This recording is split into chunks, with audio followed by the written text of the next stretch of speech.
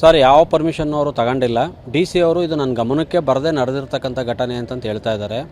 ನಾವು ಏನು forest conservative act ಪ್ರಕಾರ ಆ ಸೂಕ್ಷ್ಮ ವಲಯದಲ್ಲಿ PCCF ಬರೀ ಡಾಕ್ಯುಮೆಂಟರಿ ಮಾಡೋಕ್ಕೆ ಮಾತ್ರ ಪರ್ಮಿಷನ್ ಕೊಡಬೇಕು. ಯಾವುದೇ ರೀತಿಯಾದ ಮೂವಿಗಳಿಗೆ ಪರ್ಮಿಷನ್ ಕೊಡೋಂಗಿಲ್ಲ.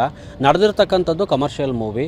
ಆಮೇಲೆ ಅವರೇನು ನಮಗೆ ಸುತ್ತೋಲೆ ಕೊಟ್ಟಿದ್ದಾರೆ ಅಧೀನ ಕಾರ್ಯದರ್ಶಿಯಿಂದ ಬಂದಿದೆ ಅಂತ, ಅದರಲ್ಲಿ ದೇವಸ್ಥಾನದ ಆವರಣದಲ್ಲಿ ಅಂತ ಮೆನ್ಷನ್ ಮಾಡಿದ್ದಾರೆ. ದೇವಸ್ಥಾನದ ಆವರಣ ಅರಣ್ಯ ಇಲಾಖೆಗೆ ಸೇರಿದ್ದಲ್ಲ, ಅದು ಮುಜರಾಯಿ ಇಲಾಖೆಗೆ ಸೇರಿದಂಥದ್ದು.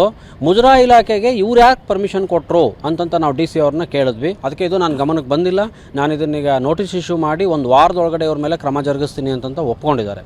ಅದಲ್ಲದೆ ಏನು ಈ ಒಂದು ಪತ್ರ 8ನೇ ತಾರೀಕು ಅವ್ರು ನಮಗೆ ಕೊಟ್ಟಿದ್ದಾರೆ.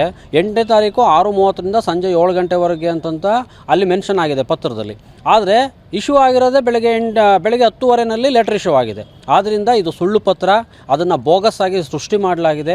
ಇದ್ರ ಮೇಲೆ ಸೂಕ್ತವಾದ ತನಿಖೆ ಆಗಬೇಕು. ಮತ್ತು ಎಲ್ಲಕ್ಕಿಂತ ಹೆಚ್ಚಾಗಿ ಮಂಗಳವಾರ ನಾವು ಗುಂಡ್ಲುಪೇಟೆನಲ್ಲಿ ರಸ್ತೆ ತಡೆ ಮತ್ತು ಒಂದು ದೊಡ್ಡ ಮಟ್ಟದ ಚಳವಳಿಯನ್ನು ಹಮ್ಮಿಕೊಂಡಿದ್ದೀವಿ. ಆ ಚಳವಳಿಗೆ ಅಲ್ಲಿ ಯಾರು ಬಂಡೀಪುರ CF ಇದ್ದಾರೆ ಅವರು ಎಲ್ಲ ಸೂಕ್ತ ದಾಖಲಾತಿಗಳೊಡನೆ ಅಲ್ಲಿಗೆ ಬರಬೇಕು. ಮತ್ತು ಅಲ್ಲಿ ಇನ್ನೂ ಏನೇನೋ ಅಕ್ರಮಗಳು ನಡೀತಾ ಇದೆ. ಎಲ್ಲಕ್ಕಿಂತ ಹೆಚ್ಚಾಗಿ ಜೀಪಲ್ಲಿ 4 ಜನ ಕರ್ಕೊಂಡು ಹೋಗ್ತಾರೆ, 8 ಜನ ಕೂರಿಸ್ಕೊಂಡು ಹೋಗಿ 4 ಜನದ ಬಿಲ್ ಕೊಡ್ತಾ ಇದ್ದಾರೆ. ಮತ್ತು KSRTC ಅವರು ಬರೀ 1 ಸ್ಟೇಜ್ ಬರೋದಕ್ಕೆ 70 ರೂಪಾಯಿ ಚಾರ್ಜ್ ಮಾಡ್ತಾ ಇದ್ದಾರೆ. ಎಲ್ಲ ಟೂರಿಸ್ಟ್ಗಳಿಂದ ಅವರು ದಂಧೆಯನ್ನು ಮಾಡಿ ವಸೂಲಿ ಮಾಡ್ತಾ ಇದ್ದಾರೆ. ಇದನ್ನೆಲ್ಲ ನಿಲ್ಲಿಸಬೇಕು ಅಂತಂತ ನಾವು ಅವತ್ತು ಚಳವಳಿಯನ್ನು ಹಮ್ಮಿಕೊಂಡಿದ್ದೀವಿ. ಈ ಯಾರು ಅರಣ್ಯ ಇಲಾಖೆಯ ಸೂಕ್ಷ್ಮ ಪ್ರದೇಶದೊಳಗಡೆ ಕಮರ್ಷಿಯಲ್ ಸಿನಿಮಾಕ್ಕೆ ಬೇರೆ ರಾಜ್ಯದವರಿಗೆ ಪರ್ಮಿಷನ್ ಕೊಟ್ಟಿದ್ದಾರೆ, ಆ ಸಂಬಂಧಪಟ್ಟ ಅಧಿಕಾರಿಗಳನ್ನು ಅಮಾನತುಗೊಳಿಸೋವರೆಗೂ ಕೂಡ ನಾವು ಈ ಚಳವಳಿಯನ್ನು ಹಿಂಪಡೆಯೋದಿಲ್ಲ. ಇದು ಮಾಧ್ಯಮಗಳ ಮೂಲಕನೇ ನಮಗೆ ಕೂಡ ಗೊತ್ತಾಗಿದ್ದು. ಗೋಪಾಲ ಸ್ವಾಮಿ ಬೆಟ್ಟ ಸಾವಿರಾರು ಜನ ಪ್ರವಾಸಿಗರು ಮತ್ತು ಭಕ್ತಾದಿಗಳು ಬೇರೆ ಬೇರೆ ಕಡೆಯಿಂದ ಬರ್ತಾ ಇದ್ದಾರೆ. ತುಂಬ ಒಂದು ಸುಂದರವಾದಂಥ ಪ್ರದೇಶ. ತುಂಬ ಪ್ಲಾಸ್ಟಿಕ್ ನಿಷೇಧ ಎಲ್ಲ ಮಾಡಿ ಶಟಲ್ ಬಸ್ಸಸ್ ಮಾಡಿರೋದ್ರಿಂದ, ಯಾವುದೇ ಪ್ರೈವೇಟ್ ಗಾಡಿ ಬಿಡದೇ ಇರೋದ್ರಿಂದ ಒಂದು ಒಳ್ಳೆಯ ವಾತಾವರಣ ಇದೆ ಮತ್ತು ಪೊಲ್ಯೂಷನ್ ಇಲ್ಲದೆ ಇರೋವಂಥ ಒಳ್ಳೆ ದೇವಸ್ಥಾನ ಇದೆ.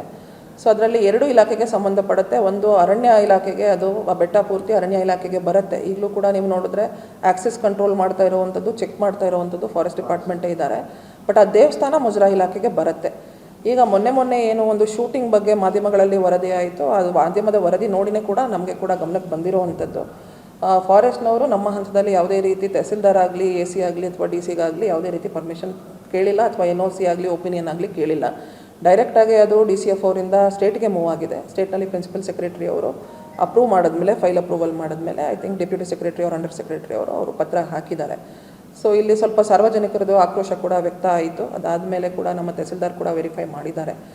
ಮಧ್ಯದಲ್ಲಿ ಗೊಂದಲ ಕೂಡ ಆಗಿತ್ತು, ತಹಸೀಲ್ದಾರ್ ಕೊಟ್ಟಿದ್ದಾರೆ ಅಂತ ನಾನು ಪರಿಶೀಲನೆ ಮಾಡಿ ತೆಗೆದುಕೊಂಡಿದ್ದೀನಿ. ಯಾವುದೇ ರೀತಿ ಕಂದಾಯ ಇಲಾಖೆಗೆ ಮಾಹಿತಿ ಇರಲಿಲ್ಲ.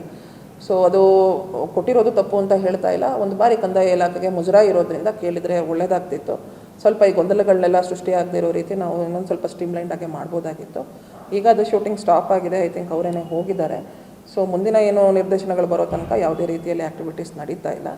ಸೊ ಅದು ನಮಗೆ ಗೊತ್ತಿರಲಿಲ್ಲ, ನಮಗೆ ಮಾಧ್ಯಮಗಳ ಮೂಲಕನೇ ಗೊತ್ತಾಯಿತು. ಅದು ಮುಜರಾಯಿ ದೇವಸ್ಥಾನ ಇರೋದ್ರಿಂದ ಕಂದಾಯ ಇಲಾಖೆ ಗಮನಕ್ಕೆ ತಂದಿದ್ರೆ ಒಳ್ಳೆಯದಾಗ್ತಿತ್ತು ಅಂತ ನಾನು ಕೂಡ. ಸೊ ಈಗ ನಾನು ತಹಸೀಲ್ದಾರ್ಗೆ ಒಂದು ರಿಪೋರ್ಟ್ ಕೊಡ್ಲಿಕ್ಕೆ ಹೇಳಿದ್ದೀನಿ, ಏನೇನಾಯಿತು, ಯಾರು ಪರ್ಮಿಷನ್ ಕೊಟ್ಟಿದ್ದಾರೆ, ವೆದರ್ ತಹಸೀಲ್ದಾರ್ ಅವರಿಗೆ ಮೊದಲೇ ಇನ್ಫಾರ್ಮೇಷನ್ ಬಂದಿದೆಯಾ, ಈವನ್ DC ಗೆ ಹೇಳಿದ್ರು ಕೂಡ ಅಟ್ಲೀಸ್ಟ್ ತಹಸೀಲ್ದಾರ್ಗೆ ಜನರಲಿ ಗಮನಕ್ಕೆ ತಂದೆ ಮಾಡಬೇಕಾಗುತ್ತೆ. ಸೊ ತಹಸೀಲ್ದಾರ್ ಅವರು ಇಲ್ಲ, ಅವರು ಪ್ರತಿಭಟನೆ ಮಾಡ್ತಿದ್ದರಿಂದ ಅವರು ಕೂಡ ಶೂಟಿಂಗ್ ಅವರು ಹೋಗಿದ್ದಾರೆ ಅಂತ ಹೇಳಿದ್ದಾರೆ. ಅದು ಎಷ್ಟು ಶೂಟಿಂಗ್ ಆಗಿದೆ ನನಗೆ ಕೂಡ ಮಾಹಿತಿ ಇಲ್ಲ. ಶೂಟಿಂಗ್ ನಿಲ್ಲಿಸಿ ಹೋಗಿದ್ದಾರೆ ಅಂತ, ಯಾಕಂದರೆ ಅಲ್ಲಿ ರೈತರು ಮತ್ತು ಸಾರ್ವಜನಿಕರು ಕೂಡ ಅದು ಒಂದು ಪ್ರತಿಭಟನೆ ಮಾಡ್ತಾ ಇರೋದ್ರಿಂದ ಅಲ್ಲಿ ಇದ್ದಂತೆ ಶೂಟಿಂಗ್ ಮಾಡಿಲ್ಲ, ಹೋದರು ಅಂತ ಹೇಳಿದ್ದಾರೆ. ಆದರೂ ಕೂಡ ಏನಾಗಿದೆ ಅಂತ ವರದಿ ಕೇಳಿದ್ದೇನೆ, ವರದಿ ಪ್ರಕಾರ ಮಾಡಿದ್ದೇವೆ. ಫಾರೆಸ್ಟ್ನವ್ರಿಗೆ ಕೂಡ ನಮಗೆ ಒಂದು ಸ್ವಲ್ಪ ಗಮನಕ್ಕೆ ತರಬೇಕು ಇನ್ಮೇಲೆ ಅಂತ ಹೇಳ್ತೀವಿ. ಸ್ವಲ್ಪ ಸ್ಟ್ರೀಮ್ಲೈನ್ಡ್ ಆಗಿದ್ದರೆ ಬೆಟರ್, ಎಲ್ಲರಿಗೂ ಕ್ಲಾರಿಟಿ ಇರುತ್ತೆ. ಇದು ಡೈರೆಕ್ಟಾಗಿ ಸ್ಟೇಟಿಂದ ಫಾರೆಸ್ಟ್ ಡಿಪಾರ್ಟ್ಮೆಂಟ್ ಪ್ರಿನ್ಸಿಪಲ್ ಸೆಕ್ರೆಟರಿಯಿಂದ ಅಪ್ರೂವ್ ಆಗಿ ಇಶ್ಯೂ ಆಗಿರುವಂಥದ್ದು ನಮ್ಮ ಗಮನದಲ್ಲಿ ಇರಲಿ.